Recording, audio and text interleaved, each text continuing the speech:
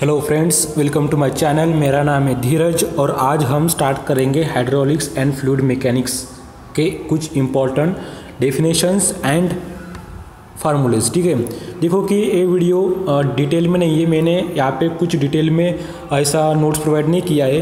तो देखो कि जो जो इम्पोर्टेंट थे मैंने सिर्फ वही नोट्स निकाले हैं और क्योंकि शॉर्ट टाइम होने की वजह से आपकी एग्ज़ाम 30 और 31 को है, इसलिए मैंने कुछ इंपॉर्टेंट पॉइंट इसलिए निकाले हैं। ठीक है, तो देखो कि हम चलो वीडियो को स्टार्ट करते हैं। तो देखो कि सबसे पहला हमारा पॉइंट है कि द डेंसिटी। ठीक है, तो देखो कि डेंसिटी आपको पता होना चाहिए कि डेंसिटी ने क्या होता है। कि देखो कि मास अपॉन वॉल्यूम इसको बोलते हैं हम डेंसिटी। ठीक है, mass upon volume that is also called as the density.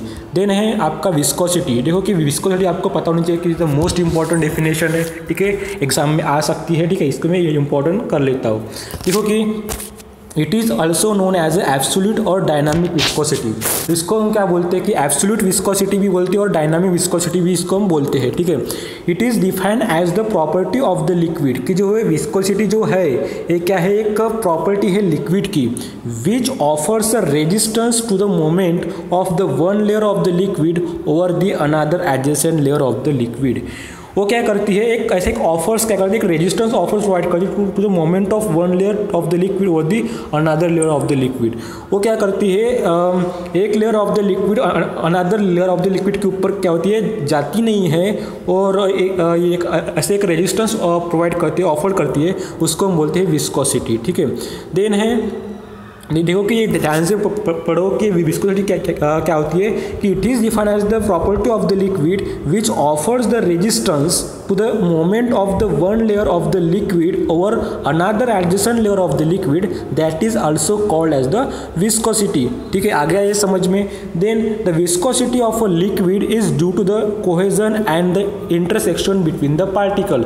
जो विस्कोसिटी आती है लिक्विड में वो किसकी वजह से आती है, कोहेजन की वजह से आती है और इंटरेक्शन बिटवीन द पार्टिकल यानी अधेशन की वजह से आती है। मैंने आपको ट्यूटोरियल या PWD के पेपर में मैंने आपको यहाँ पे बताया था कि कोहेजन यानी क्या होता है, अधेशन यानी क्या होता है। ठीक है, चलो हम नेक्स्ट देखते हैं कि काइनेमेटिक विस्कोसिटी। देन है आपका पॉइंट है आपका काइनेमेटिक विस्कोसिटी।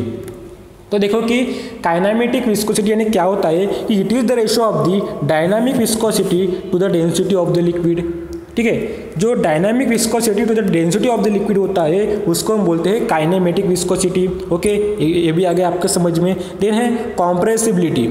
देन है आपका मोस्ट इंपॉर्टेंट पॉइंट है आपका compressibility is the expected point. ठीक है, कि व्हाट इज द कॉम्प्रेसिबिलिटी होता है कि it is the property of a liquid bye virtue of which liquid undergo change in volume with the change in the pressure.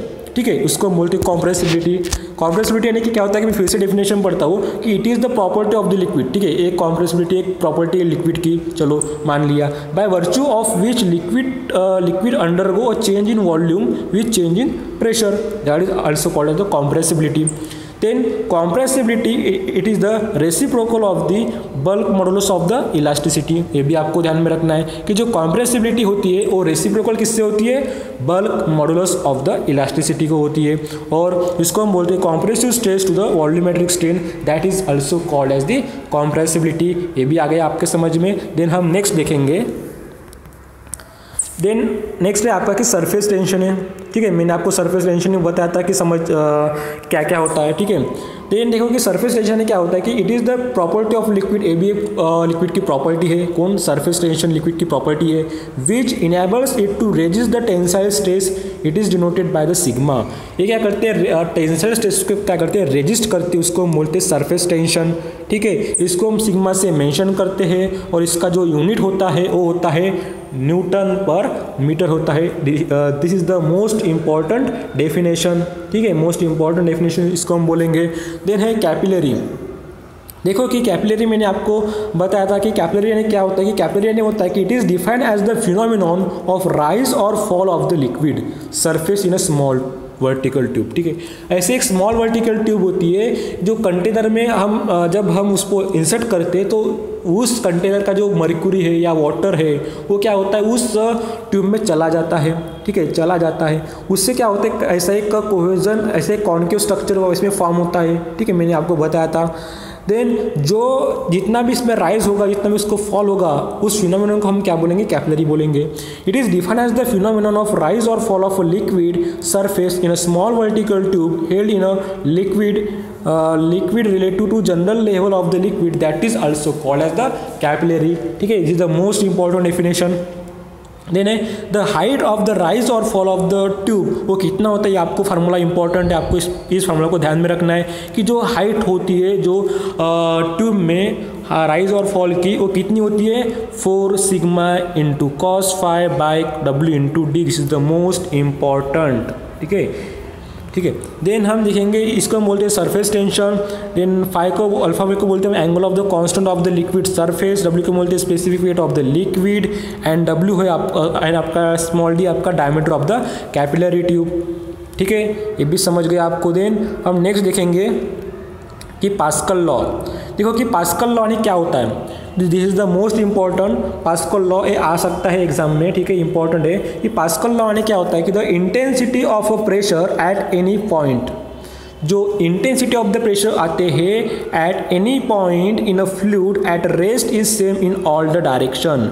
ठीक है, इस point के ऊपर क्या आ रहे हैं? प्रेशर आ रहे हैं। ठीक है, ऑल डायरेक्शन से इसमें क्या आ रहे हैं? प्रेशर आ रहे हैं। ठीक है, the intensity of the pressure, जो प्रेशर की जो इंटेंसिटी है ना, वो कितने भी इंटेंसिटी से आ सकता है। 10 है, 5 न्यूटन, जितना भी कुछ इंटेंसिटी से प्रेशर आता है फ्लूइड के ऊपर, इस सेम आता है इन ऑल द डायरेक्शन, उसको हम बोलते हैं पास्कल लॉ। ठीक है, pascal law is the most important definition. ठीक है, देन है एटमॉस्फेरिक प्रेशर क्या होता है, गेज प्रेशर क्या होता है, एब्सोल्यूट प्रेशर क्या होता है, आपको पता रहना चाहिए। ठीक है, तो यहाँ पे देखो कि ये आपको एक डायग्राम दिख रही होगी। This is the absolute pressure. ठीक है, then this is the gauge pressure, इसको हम गेज से मेजर करते हैं। देन है आपका atmospheric pressure.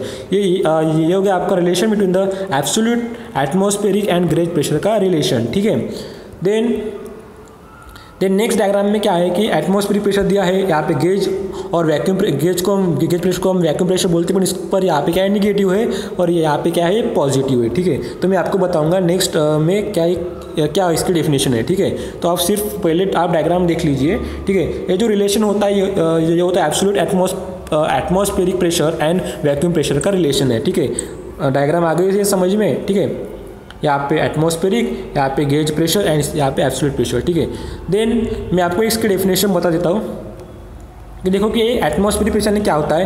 The atmospheric air exerts a normal pressure upon all the surface with which it is in contact and it is known as atmospheric pressure. इसको हम बोलते हैं बैरोमेट्रिक प्रेशर से भी हम इसको मेंशन करते हैं कि देखो कि द एटमॉस्फेरिक एयर जो होता है वो एक्सर्ट करता है, एक नॉर्मल प्रेशर एक्सर्ट करता है किसके ऊपर? ऑल द सरफेस के ऊपर with which it is in contact and it is known as atmospheric pressure बोलते हैं इसको। देन है gauge pressure. Then what is the gauge pressure? Gauge pressure यानी क्या होता है? The pressure measured with the help of the pressure gauge is known as the gauge pressure. Gauge pressure यानी क्या होता है कि ऐसा प्रेशर जिसको मेजर करते किसके साथ? प्रेशर गेज के साथ इसको मेजर करते हैं, इसको हम बोलते हैं गेज प्रेशर।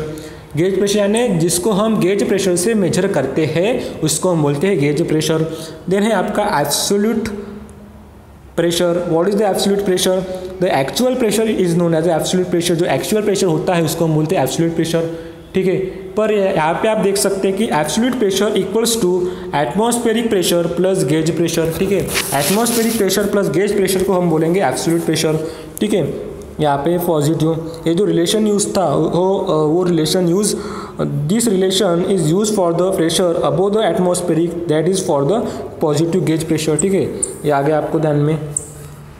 देन नेक्स्ट हम देखेंगे कि for pressure below the atmospheric pressure will be the negative, this is negative gauge pressure. जो बिलो द एटमॉस्फेरिक प्रेशर होता है उसको हम बोलते हैं negative gauge pressure.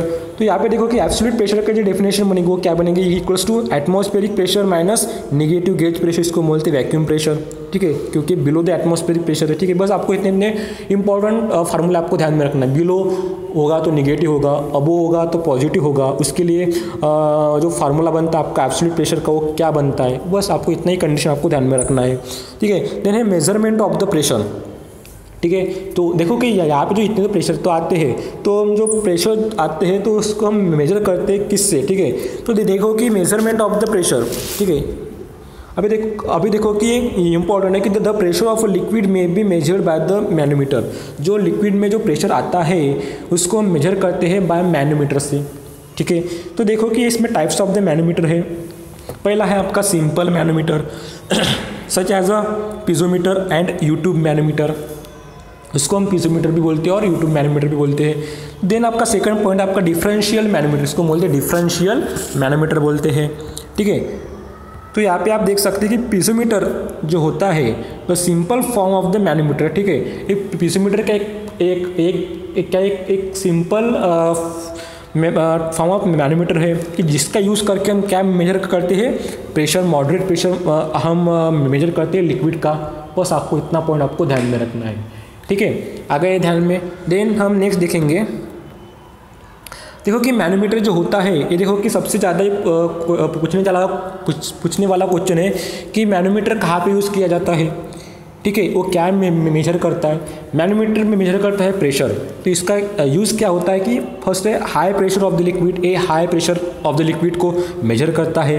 Then vacuum pressure को इसको मेजर करता है। Then pressure in pipes and channel, जो पाइप में और चैनल में जो प्रेशर बनते हैं उसको मेजर कौन करता है, मैनोमीटर मेजर करता है, ठीक है। आ गए ध्यान में। देन है डिफरेंशियल मैनोमीटर। देखो कि डिफरेंशियल मैनोमीटर क्या होता है कि देखो कि डिफरेंशियल मैनोमीटर सिंपल है, इसमें नाम में इसका मीनिंग छुपा है कि differential it is use to measure the different of the pressure between the 2 points in a pipe, ठीक है। जो 2 पॉइंट जो पाइप होते हैं यानी 2 सेक्शन वाले जो पाइप होते हैं उसमें जो प्रेशर आता है वो दोनों ही पाइप में क्या करता है, मेजर करता है।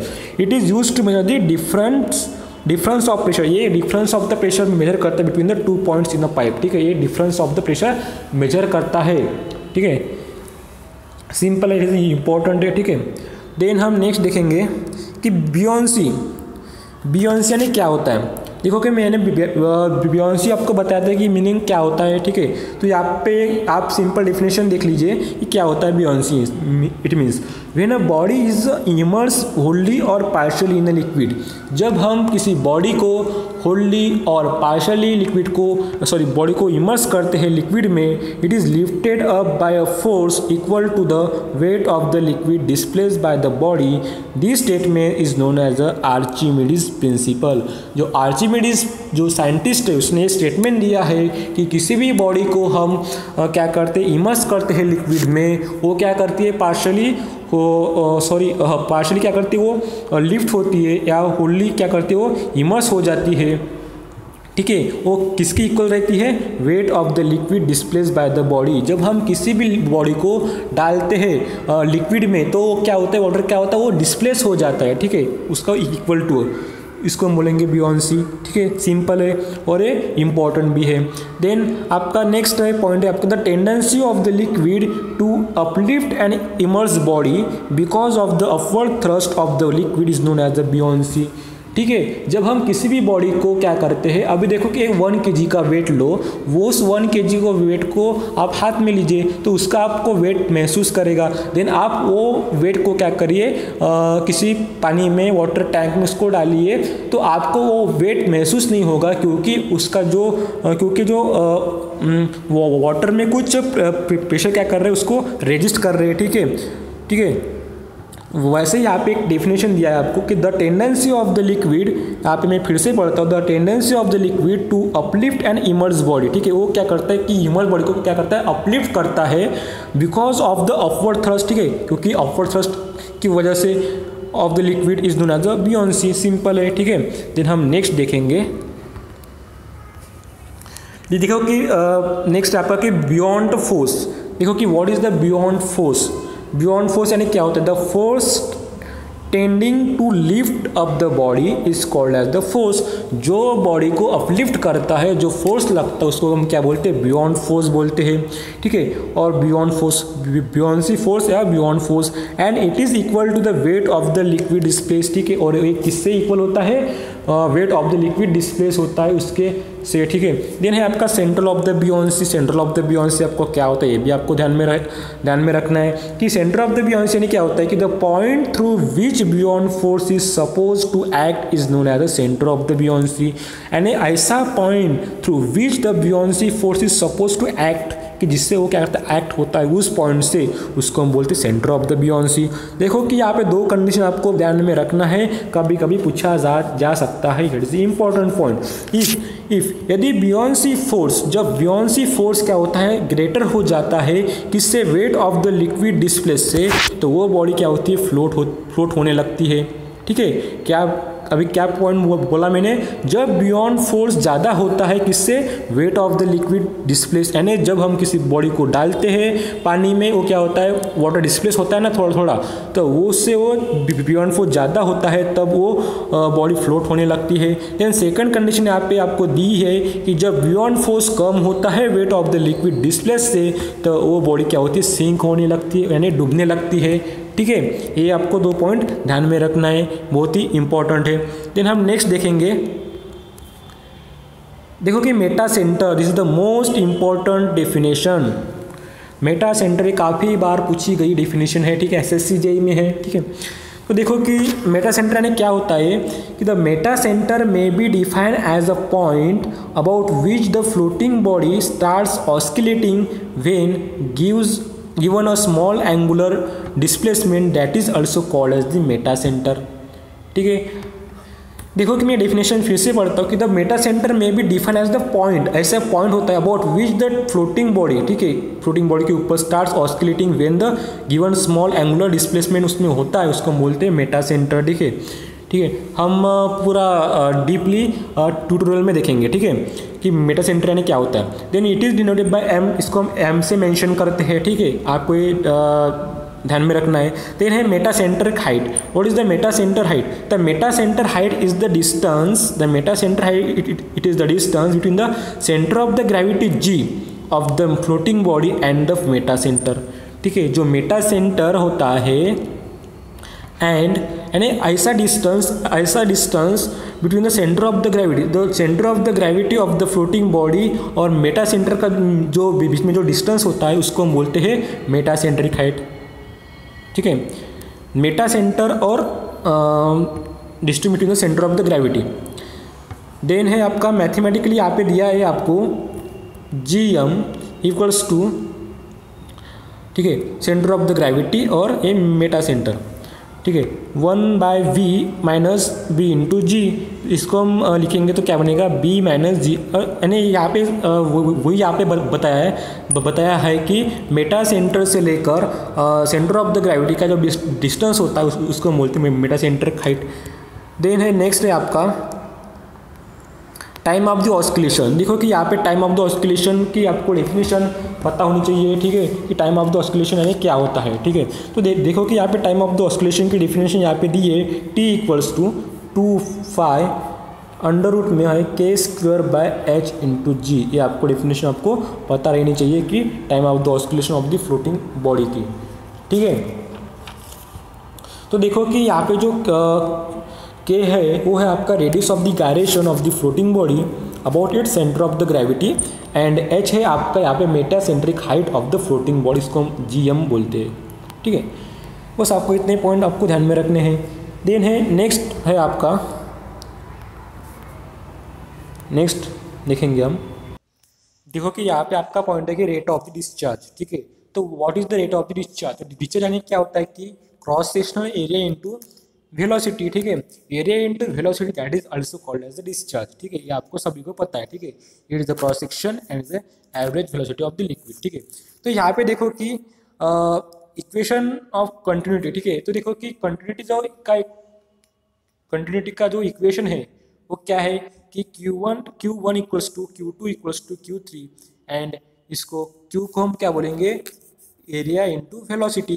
तो A1 V1 A2 V2 A3 V3 this is the equation of the continuity equation, ठीक है। तो यहाँ पे देखो कि यानी जब if an incompressible liquid is continuously flowing, जब क्या होता है कि इनकॉम्प्रेसिबल लिक्विड क्या होता है कंटिन्यूसली जब फ्लो होता है थ्रू पाइप में से या चैनल में से, कि जिसका whose cross sectional area may not be constant, जब कांस्टेंट नहीं रहता, ठीक है, जो क्वांटिटी ऑफ द लिक्विड जो पास होती है पर सेकंड में इज द सेम रहती है एट ऑल द सेक्शन, तब ये इक्वेशन बनता है, ठीक है। तो Q1 equals to Q2 equals to Q3 बनता है, ठीक है। बस आपको इतना ये इक्वेशन आपको ध्यान में रखना है, ठीक है।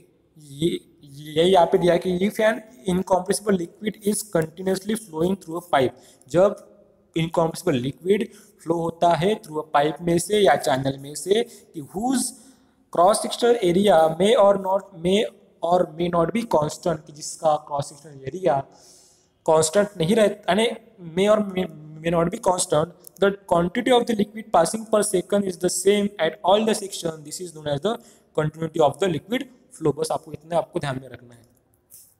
देन है आपका कि टाइप्स ऑफ द फ्लो, ठीक है। तो यहाँ पे देखो कि आपको टाइप्स ऑफ फ्लो दिया है, कि देखो कि पहला आपका यूनिफॉर्म फ्लो, कुछ इंपॉर्टेंट मैंने फ्लो आपको यहाँ पे मैंने पॉइंट लिखा है, तो मैं आपको वही बताता हूँ। देखो कि पहला आपका यूनिफॉर्म फ्लो, तो what is the uniform flow, यहाँ पे देखो कि ये जो फ्लो होता है कि जिसमें in which the liquid particle at all the section of a pipe और channel have the same velocity, जिसमें क्या होता है कि सेम उसमें सेम वेलोसिटी होती है, उसको हम बोलते हैं uniform flow. At all the section of the pipe have the same velocity, that is also called as uniform flow. Then है आपका non uniform flow. Non uniform flow यानी क्या होता है कि ऐसा फ्लो कि जिसमें liquid particles at different section के ऊपर ऑफ पाइप के ऊपर और चैनल में हैव डिफरेंट वेलोसिटी होती है, उसको हम बोलते हैं non uniform flow. At different section of the pipe have the different velocity is also called as the non uniform flow, ठीक है। ये बात आ गई आपको समझ में। देन है आपका स्ट्रीमलाइन। स्ट्रीमलाइन फ्लो यानी क्या होता है कि ऐसा फ्लो कि जिसमें each liquid particles have a definite path, जिसमें ऐसे पार्टिकल्स फ्लूइड के वो ऐसे डेफिनाइट पाथ में क्या हो रहे हैं, फ्लो हो रहे हैं, and the paths of individual जो पार्टिकल्स होते हैं वो do not cross each other, वो एक दूसरे को क्रॉस नहीं कर रहे हैं, उसको हम बोलेंगे स्ट्रीम लाइन फ्लो, ठीक है। स्ट्रीम लाइन फ्लो यानी कि कौन सा फ्लो, ऐसा फ्लो वो क्या कर रहा है, एक डेफिनेट पाथ में क्या रहे जा रहे हैं और ये एक दूसरे को क्रॉस नहीं करते, उसको हम बोलेंगे स्ट्रीम लाइन फ्लो, ठीक है। देन है नेक्स्ट है आपका कि टर्बुलेंट फ्लो। टर्बुलेंट का इसका वाइस वर्सा है, कि देखो कि टर्बुलेंट फ्लो यानी क्या होता है कि does not have the definite path, उसमें डेफिनेट पाथ नहीं होते, and individual particle also cross each other, is called as turbulent flow. जो फ्लो होता है वो कैसे भी एक दूसरे में से क्या होते हैं, क्रॉस हो जाते हैं, उसको हम बोलेंगे टर्बुलेंट फ्लो, ठीक है। देन हम नेक्स्ट देखेंगे कि स्टेडी फ्लो, कि देखो कि यहाँ पे आपका स्टेडी फ्लो भी है, कि स्टेडी फ्लो यानी क्या होता है कि जैसे कि quantity of the liquid flowing per second is constant, जो क्वांटिटी ऑफ द लिक्विड होते हैं वो फ्लो होते पर सेकंड इज कांस्टेंट रहते, इसको हम बोलेंगे स्टेडी फ्लो। स्टेडी फ्लो में भी यूनिफॉर्म भी होता है एंड नॉन यूनिफॉर्म फ्लो भी होता है, ठीक है। देन है आपका unsteady flow. What is the unsteady flow, a flow in which the quantity of the liquid flowing per second is not constant, जो कांस्टेंट नहीं रहता उसको हम बोलेंगे अनस्टेडी फ्लो। और आपके RS खुरमी गुप्ता के बुक में कॉम्प्रेसिबल फ्लूइड भी दिया है, ठीक है। देखो कि आपके बर्नौलीज सॉरी 1 मिनट, हाँ, तो देखो कि आपके RS खुरमी के गुप्ता के बुक में आपको कॉम्प्रेसिबल फ्लो दिया है, इनकॉम्प्रेसिबल फ्लो दिया है, रोटेशनल फ्लो दिया है, ये रोटेशनल फ्लो दिया है, और 1 डायमेंशन 2 डायमेंशन 3 डायमेंशनल फ्लो भी आपको दिया है, ठीक है। तो आप वहाँ से देख सकते हैं, मैं आपको पेज नंबर बता देता हूँ, 136 पेज नंबर है, ठीक है, आप वहाँ पे देख सकते हैं, ठीक है। मैंने आपको इम्पोर्टेंटली आपको बताया कौन कौन से टाइप्स ऑफ फ्लो इंपॉर्टेंट है। देन आपका बर्नौलीज इक्वेशन, ठीक है। तो देखो कि बर्नौलीज इक्वेशन क्या है, कि देखो कि Bernoulli's equation for perfect incompressible liquid के लिए होता है, ठीक है। तो यहाँ पे देखो कि Z1 equals to V1 square by 2G P1 by W equals to Z2 plus V2 square by 2G plus P2 by W equals to constant, ठीक है। And this equation is applied to the venturimeter, orifice meter and pitot tube के लिए ये apply होता है Bernoulli's equation, ठीक है। अब हम देखेंगे कि Bernoulli's equation for the real fluid के लिए, ठीक है। तो यहाँ पे देखो कि बर्नौलीज इक्वेशन है फॉर रियल फ्लूइड के लिए, कि ये सेम है कि Z1 V1 square 2G P1 by W, ठीक है, equals to P2/W V1² / 2G + Z2 + HL, ठीक है, 1 मिनट, ठीक है। तो आप यहाँ पे देख सकते हैं कि जो यहाँ पे HL होता है वो होता है आपका loss of energy between the section 1 and 2, ठीक है।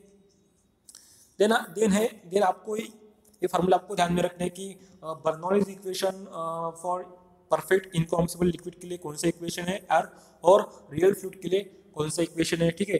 देन है आपका यूलर्स इक्वेशन। देखो कि जब यूलर्स इक्वेशन बर्नौलीज इक्वेशन कब बनता है, जब हम इस यूलर्स इक्वेशन को इंटीग्रेट करते हैं तब क्या बनता है, बर्नौलीज इक्वेशन बनता है, ठीक है। तो यहाँ पे आपको यूलर्स इक्वेशन को आपको ध्यान में रखना है कि dP/P + GdX + VdV = 0, ठीक है। आपको ये सिंपल यूलर्स इक्वेशन आपको ध्यान में रखना है।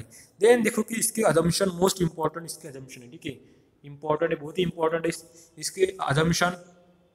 तो पहला अजम्पशन क्या बोलता है, the fluid is non viscous, ठीक है। जो फ्लूइड होता है वो नॉन विस्कस होता है। The fluid is homogeneous and incompressible होता है, इनकॉम्प्रेसिबल होता है। Then the flow is continuous, steady and along the streamline होता है, ठीक है। फ्लो कैसा होता है, कंटिन्यूअस होता है, स्टेडी होता है एंड स्ट्रीमलाइन होता है। The velocity of the flow is uniform over the stream और द सेक्शन, ठीक है। जो वेलोसिटी होती है फ्लो की इज यूनिफॉर्म होती है ओवर द सेक्शन। बस आपको इतना ही आपको कंसेप्ट ध्यान में रखना है, ठीक है। फिर हम नेक्स्ट देखेंगे। देन यहाँ पे आपका है वेंचुरीमीटर, ठीक है।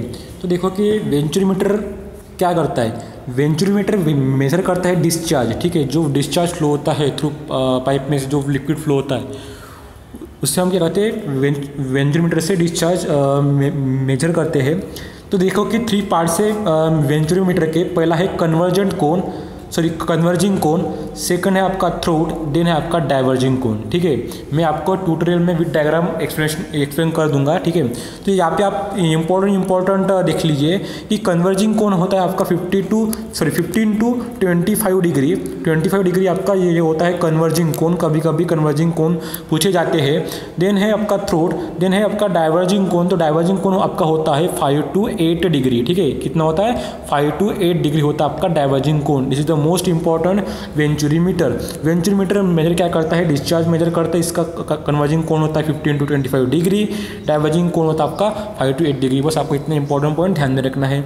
देन है देखो कि नेक्स्ट आपका इंपॉर्टेंट पॉइंट है कि the length of the diverging कोण, जो लेंथ होती है डाइवर्जिंग कोण की, is made about 3 to 4 times longer than that of the divergent कोण, ठीक है। जो लेंथ होती है आपकी डाइवर्जेंट कोण की वो कितनी होती है, about 3 to 4 times the longer than that of the divergent कोण। देन है आपका डिस्चार्ज थ्रू द वेंचुरीमीटर। जो डिस्चार्ज होता है वेंचुरीमीटर हम किससे निकालते हैं, हम फार्मूला लगा के निकालते हैं। वो जो फार्मूला होता है वो है CD coefficient of the discharge A1 A2 divided by √ A1² - A2² into √2GH, ठीक है। आपका मोस्ट इंपॉर्टेंट फार्मूला आपको ये ध्यान में रखना है, ठीक है। Is the most important formula for the venturimeter. Venturimeter क्या मेजर करता है, डिस्चार्ज मेजर करता है, ठीक है। देन है आपका ओरिफिस मीटर एंड पाइटॉट ट्यूब। देखो कि ये भी ओरिफिस मीटर एंड पाइटॉट ट्यूब भी आपको ध्यान में रखना है कि क्या होता है।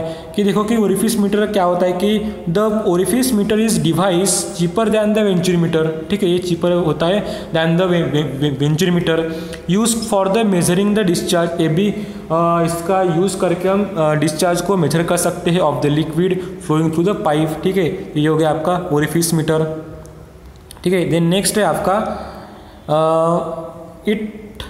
It work on the same principle of the venturimeter, ठीक है। जो ओरिफिस मीटर होता है वो सेम वर्क करता है ऑन द वेंचुरीमीटर के प्रिंसिपल के ऊपर, ठीक है। तो देखो कि यहाँ पे कुछ इंपॉर्टेंट है कि ओरिफिस मीटर जो होता है ये क्या होता है, एक small opening in the wall होता है और बेस ऑफ द वेसल होता है, ठीक है। इसका जो लेंथ होता है वो होता है 2 to 3 times the diameter of the orifice, ठीक है।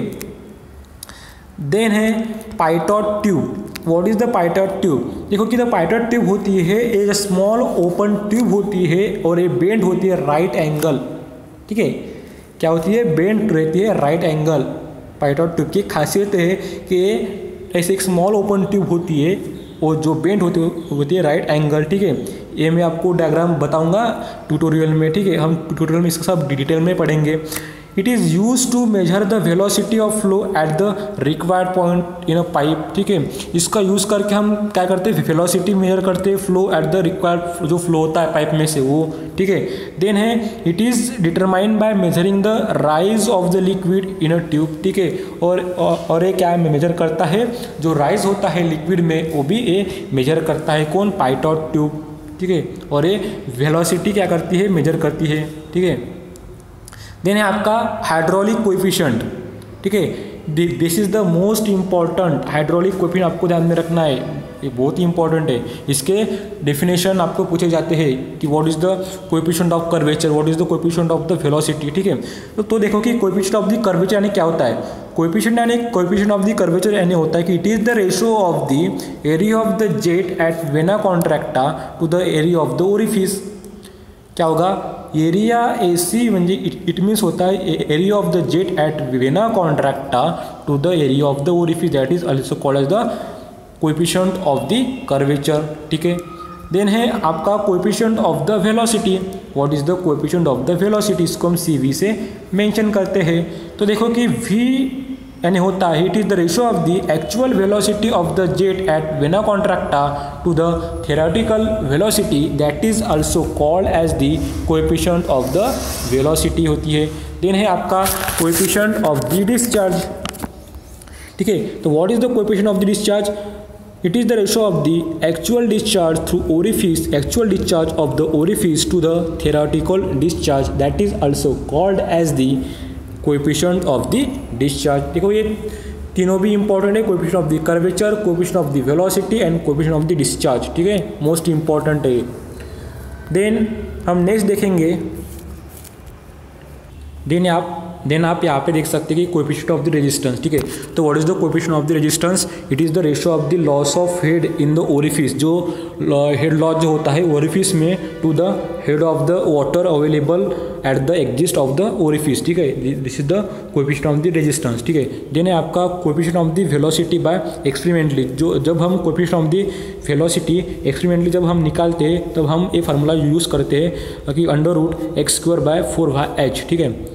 देन हम देखेंगे कि देखो कि मोस्ट इंपॉर्टेंट एक फार्मूला है कि जो डिस्चार्ज होता है through the large rectangular orifice में से, जब लार्ज ओरिफिस में से जब डिस्चार्ज होता है तब क्या फार्मूला बनता है आपका कि Q = 2/3 coefficient of the discharge into B √2g and in bracket H2/3/T minus H1 3/2। This is the most important formula है आपका, ठीक है। और आप RS कुर्मी के गुप्ता के बुक में आप देख लीजिए, पेज नंबर है 139 पेज नंबर है, वहाँ पे अलग अलग ऐसे आपके डिस्चार्ज के फार्मूले दिए हैं, जैसे कि होल्डली सबमर्ज ओरिफिस के लिए जो यानी डिस्चार्ज सेकंड है आपका डिस्चार्ज थ्रू होल्डली सबमर्ज ओरिफिस के लिए, वो आपका वो फार्मूला बनेगा। मैं आपको यहाँ पे लिख देता हूँ कि CD × B H2 - H1 into √2gh, ठीक है। This is the most important formula,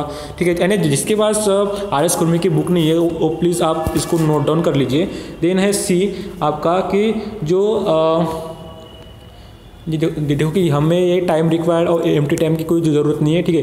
हाँ, देखो कि जो डिस्चार्ज जो होता है थ्रू एक्सटर्नल माउथपीस, ठीक है, ये मोस्ट इंपॉर्टेंट यहाँ पे फार्मूला है कि जो discharge through an external mouthpiece, मैं यहाँ पे लिख लेता हूँ कि जो डिस्चार्ज है आपका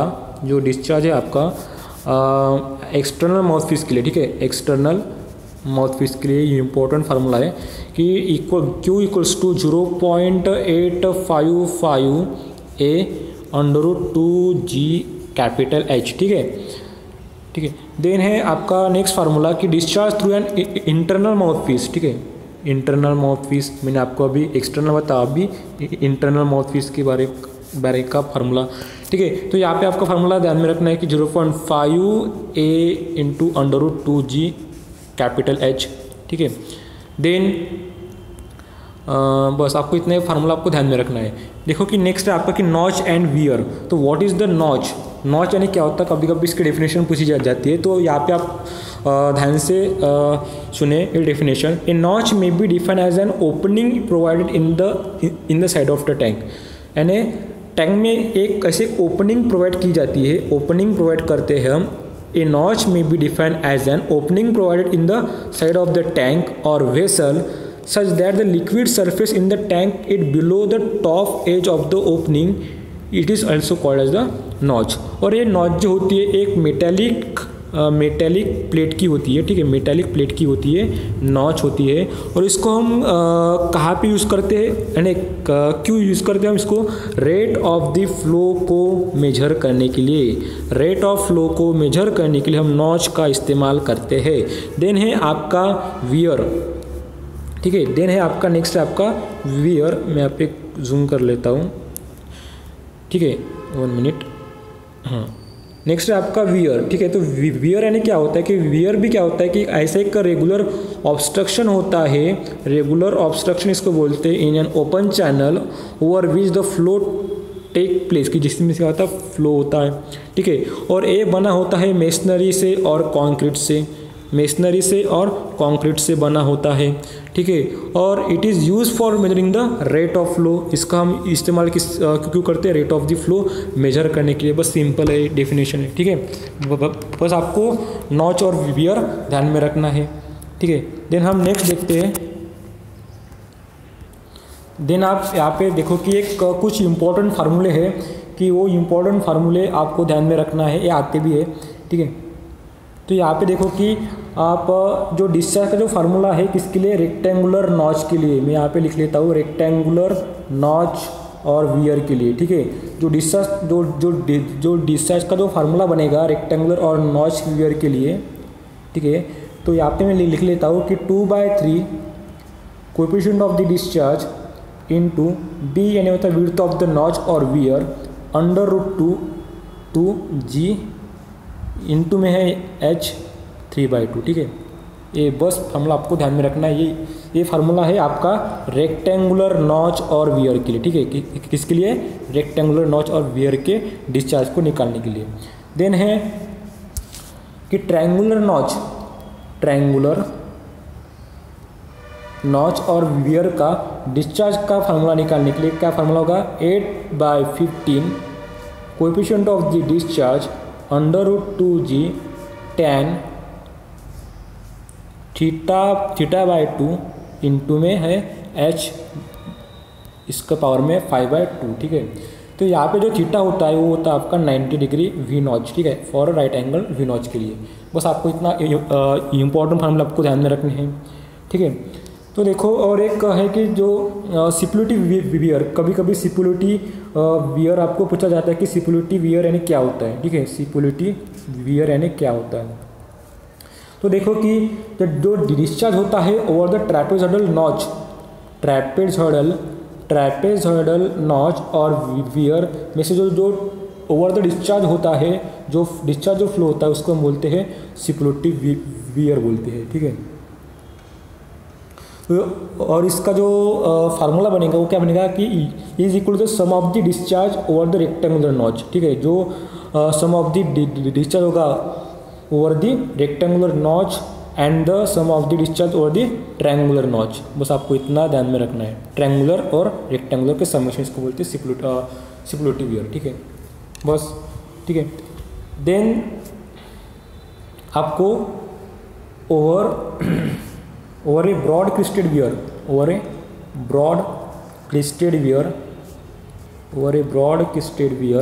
के लिए आपको एक फार्मूला ध्यान में रखना है, ठीक है। क्यू मैक्सिमम यानी maximum discharge equals to 1.71 coefficient of the discharge LH 3/2। This is the most important formula, ठीक है। देन हम नेक्स्ट देखेंगे। देखो कि मैंने आपको कि पैरेलल पाइप क्या होता है, सीरीज पाइप क्या होता है, मैंने आपको बताया था, ठीक है, पिछली बार लेक्चर में। तो देखो कि मैं यहाँ पे आपको बता देता हूँ कि पैरेलल के पाइप की कंडीशन में आपको मैंने ऐसी डायग्राम बना के दी थी,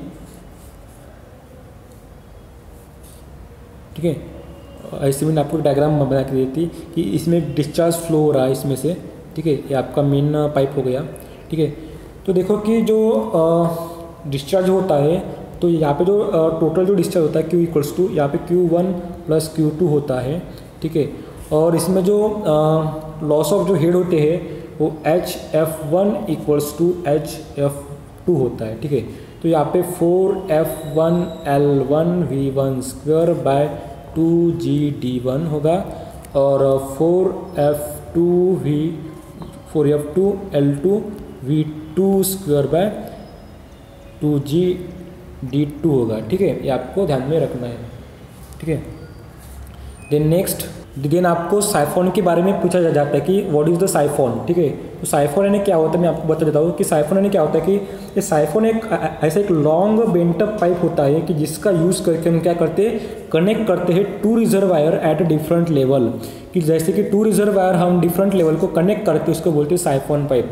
साइफोन पाइप ऐसा एक लॉन्ग बेंटअप पाइप होता है कि जिसका यूज़ करके हम टू डिफरेंट लेवल्स को रिजर्वायर को कनेक्ट करते हैं, इसको बोलते हैं साइफोन, ठीक है, ठीक है। देन जो हाईएस्ट जो पॉइंट होता जो हाईएस्ट पॉइंट जो होता है, यानी जो हाईएस्ट पॉइंट जो होता है साइफन का, उसको हम बोलते हैं समिट, क्या बोलते हैं उसको, समिट बोलते हैं, ठीक है। देन हम नेक्स्ट देखेंगे, देन आपको वाटर हैमर पूछा जाता है कभी कभी कि वाटर हैमर यानी क्या होता है, कि सबसे इंपॉर्टेंट डेफिनेशन है, ठीक है। सभी को पता है कि वाटर हैमर क्या होता है कि जब when a liquid flowing through a long pipe, जब क्या होता है कि फ्लो होता है लिक्विड थ्रू लॉन्ग पाइप, वो क्या होता है सडनली क्या होता है कि brought to rest by closing the valve of the end of the pipe. जब हम क्या करते हैं कि क्लोज करते by valve at the end of the pipe, then pressure wave of high intensity, जब क्या होता है प्रेशर बढ़ जाता है, ठीक है, बिहाइंड द वॉल, एंड जो दिस प्रेशर जो आता है वो हाई इंटेंसिटी का जो प्रेशर होता है वो हैज़ इफेक्ट करता है of hammering action of the valve of the pipe के ऊपर, ठीक है। And this phenomenon is called as a water hammer. यानी एक पाइप है, उसमें से पानी आ रहा है, अब हम क्या कर रहे हैं कि इसका एंड का जो वॉल है उसको हम बंद करके रखते हैं, ठीक है। तब इसमें क्या होता है कि प्रेशर आ जाता है, ठीक है, प्रेशर आ जाता है जब हम यानी इसके पाइप के सरफेस के ऊपर क्या आता है, हैमरिंग प्रेशर आता है, ठीक है। और जो ये होता है यानी हैमर जो होता है प्रेशर, वो किसके ऊपर डिपेंड करता है, ये आपको पता होना चाहिए कि लेंथ ऑफ द पाइप के ऊपर डिपेंड करता है, ठीक है। देन सेकंड डिपेंड करता है elastic properties of the pipe and material के ऊपर। देन है the elastic properties of the liquid flowing through the pipe, ठीक है, जो इलास्टिक प्रॉपर्टीज होती है लिक्विड की फ्लोइंग थ्रू पाइप। देन है फोर्थ है आपका the speed at which valve is close, ठीक है, यानी आपने कितने स्पीड से एट विच द वॉल को क्लोज किया, ठीक है। बस आपको इतना आपको फार्मूला ध्यान में रखना है, ठीक है। देन आपको chassis formula and Manning's formula आपको ध्यान में रखना है, आप लिख लीजिए कि चेजिस फार्मूला। देखो कि चेजिस फार्मूला क्या होता है कि V equals to C, capital C, इसको C को बोलते हैं हम चेजिस कांस्टेंट, अंडर रूट में स्मॉल m को बोलते हैं हम हाइड्रोलिक मीन डेप्थ, ठीक है। इसको हम लिखते हैं कि area of flow divided by wetted perimeter, A/P हम लेते हैं इसको। देन I लेते हैं स्मॉल i यानी होता है लॉस ऑफ हेड पर यूनिट लेंथ ऑफ पाइप, ठीक है, लॉस ऑफ हेड पर unit length of the pipe, ठीक है। ये हो गया आपका I का फार्मूला, ये आपका चेजिस का फार्मूला है। देन हम यहाँ पे डिस्कस करेंगे मैनिंग का फार्मूला, ठीक है, मैनिंग्स फार्मूला मैं यहाँ पे लिख लेता हूँ Q equals to A into capital M को बोलते हैं मैनिंग्स कांस्टेंट, M स्मॉल m 2/3 इंटू I 1/2, ठीक है। Is the Manning's constant formula. आपको ये दोनों फार्मूला आपको पता रहना चाहिए, ठीक है। फिर हम बाद में डिस्कस करेंगे कि मोस्ट इकोनॉमिकल चैनल, ठीक है। देखो कि मोस्ट इकोनॉमिकल सेक्शन और चैनल क्या होता है, ठीक है। तो देखो कि मोस्ट इकोनॉमिकल सेक्शन और चैनल हम किसको बोलेंगे कि जो क्या करता है मैक्सिमम क्या देता है, डिस्चार्ज देता है for a given cross sectional area and bed shape के लिए।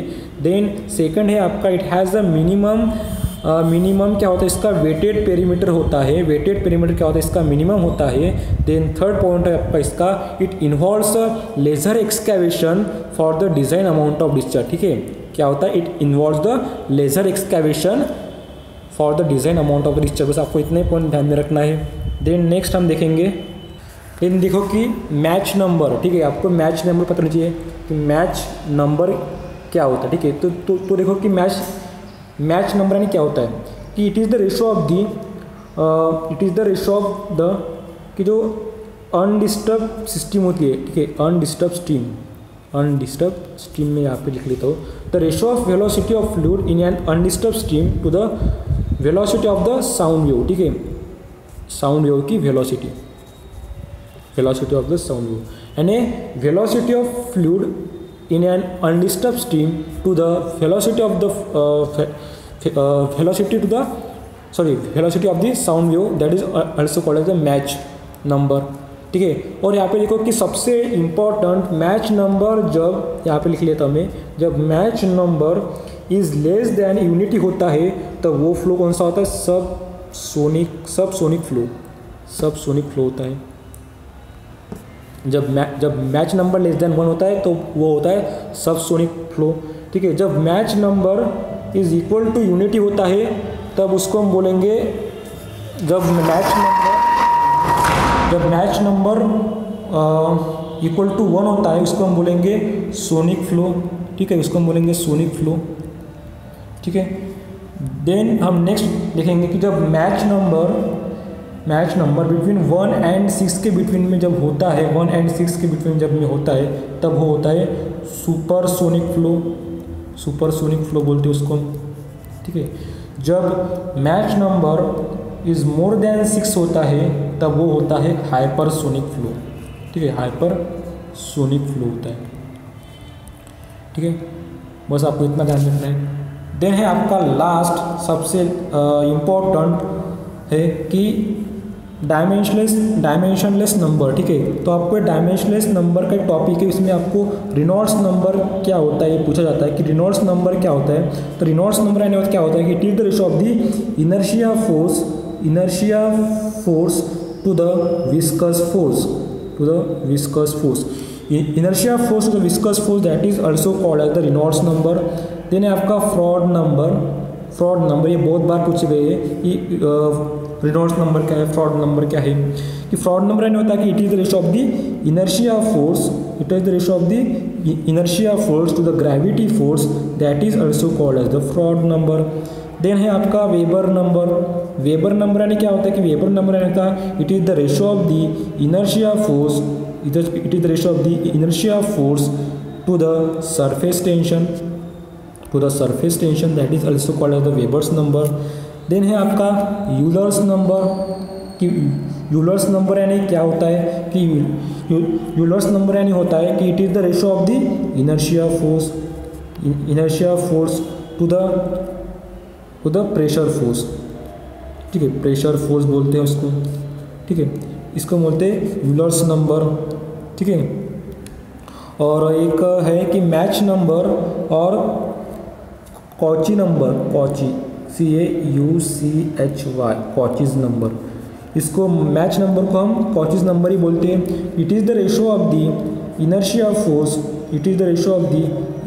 Force to the elastic force, बस आपको ये डिफिनेशन, इंपॉर्टेंट डिफिनेशन आपको ध्यान में रखना है, ठीक है।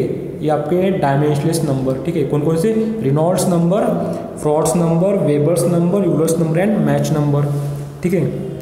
सबसे इम्पोर्टेंट एंड सबसे ज़्यादा पूछे जाने वाला डायमेंशनलेस नंबर, ठीक है। तो यहाँ पे देखो कि आपको डेफिनेशन भी पता होना चाहिए कि इनर्शिया फोर्स की डेफिनेशन क्या होती है, ठीक है। तो इनर्शिया फोर्स की डेफिनेशन होती है it is the product of mass and acceleration का क्या होना, प्रोडक्ट होना, उसको बोलते हैं इनर्शिया फोर्स, ठीक है। देन है आपका विस्कस फोर्स यानी क्या होता है कि it is the product of the shear stress due to viscosity, जो विस्कोसिटी से जो शियर स्ट्रेस आता है, ठीक है, shear stress due to the viscosity into the, ठीक है, into the cross sectional area of flow,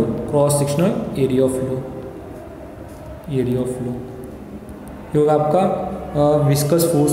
then है आपका gravity what is the gravity force, ठीक है, what is the gravity force, gravity force it is the product of mass and acceleration due to the gravity of the flowing liquid, due to the gravity of flowing liquid, आप अच्छे से लिख लीजिए, ठीक है। Then है आपका pressure force, sorry surface tension लेता पहले कि देखो कि सरफेस टेंशन, ठीक है, what is the surface tension, it is the product of surface tension per unit length, surface tension per unit length, ठीक है, surface tension per unit length and length of the surface of the flowing liquid, length of the surface of flowing liquid, आप अच्छे से लिख लीजिए, ठीक है। कि सरफेस टेंशन क्या होता है कि surface tension per unit length and length of the surface flowing of the liquid, ठीक है। देन है आपका प्रेशर फोर्स, यानी क्या होता है, ठीक है, प्रेशर फोर्स यानी क्या होता है, क्योंकि प्रेशर फोर्स यानी होता है आपका it is the product of intensity of the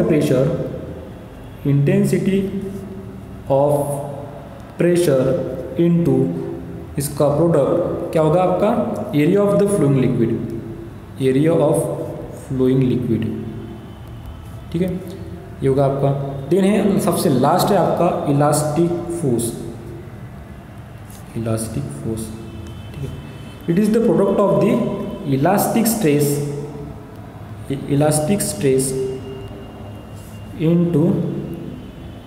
stress into क्या होगा आपका area of the flowing liquid,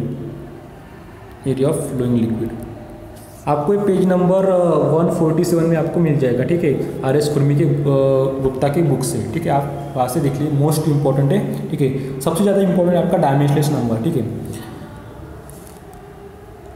thanks for watching this video. अभी हमने हाइड्रोलिक्स को देखा है, ठीक है। देखो कि जो भी इस वीडियो को फर्स्ट टाइम देख रहे हैं तो प्लीज़ आप हमारे साथ जुड़ने के लिए रेड बटन पर क्लिक कीजिए। रेड बटन पर क्लिक करने के बाद नोटिफिकेशन बेल आएगा, उस पर आप क्लिक कीजिए। जब आप नोटिफिकेशन बिल पर क्लिक करोगे तभी आपको वीडियो की अपडेट्स, उसकी नोटिफिकेशन मिलती रहेगी। Thanks for watching this video. मिलते हैं अगले लेक्चर में, ठीक है।